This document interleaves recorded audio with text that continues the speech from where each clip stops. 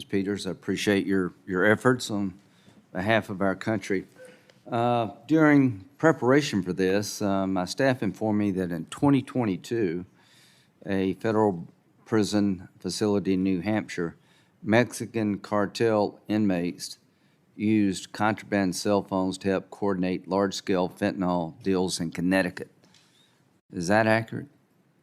Senator, I'm not familiar with the individual case that you're speaking to, but I can say that contraband is something that we fight day in and day out. If I send it to you, would you look at it and get back with me? I'd be happy to, Senator. How would you evaluate the effect of Mexican cartels or the relationship they have with inmates in our federal prisons?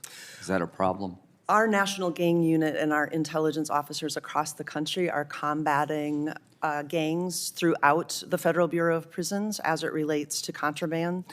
Drugs, cell phones, drones, those are very difficult. My concern is, apparently, according to things that we found, the cartels are actually running operations out of prisons, using prisoners to coordinate drug deals. Is that a concern? Is that real, or is that just... That's absolutely a concern, and that's what our employees at the Federal Bureau of Prisons work to combat every day through our National Gang Unit, what's the our biggest intel policy change you've instituted to combat this problem? You know, we work every single day to leverage new technology. No. You say it's a problem. I agree with you. What's the plan to combat the problem? Do you have a plan entitled Mexican Cartel Influence in Prisons? No, Senator, I don't have a plan. Could you come up with entitled that? What I can tell you is our National Gang Unit and our intelligence officers across the country have a plan. They combat this every single day.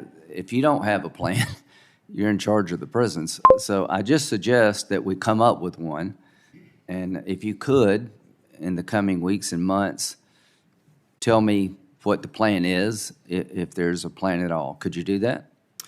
Senator, and I'm happy to talk about it more here today if you'd like as well. Yeah, but we can't talk about a plan that doesn't exist. So let's do one, then we'll talk about it. Because I think we need a plan.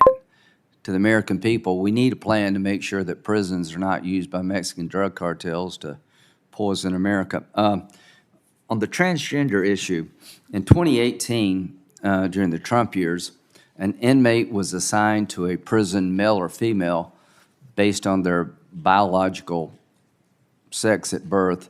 Is that policy still in place?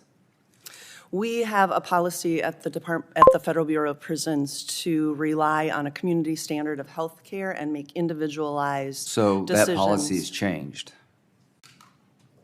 So we treat individuals who present as transgender. In 2018, during the Trump years, the policy was to assign an inmate based on their biological sex at birth. Has that policy changed? Do you no longer do it that way? That's correct, Senator. We rely on a community standard of care to make individualized medical decisions based on what is appropriate for that individual on a case-by-case basis. So how many biological males who have desired to transition are now in female prisons? I don't have that number top of mind, Senator, but we could get that for you. Is it a growing request? It's a limited number of individuals. Is it over 1,000, under 1,000? Far under 1,000, Senator. Okay, I mean, how far under? Is it 10 people, 100 people?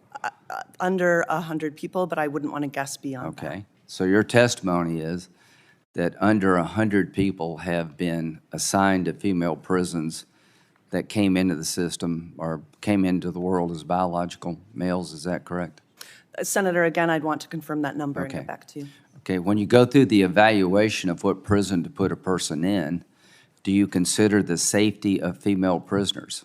Senator, safety and security, when we make those housing assignments, is that in the top manual? Priority. Is that in the manual of how you determine who goes where? It is, Senator. Can you send that to me and show me what section of the prison manual talks about assignment of prisoners when it comes to the transgender issue, focuses on safety of female prisoners? We can. That's in the manual. The safety of those in our care and custody. No, and- it talks about the safety of the person requesting transition. It doesn't talk about the safety of people in the jail where they will go. If I'm wrong, please correct me.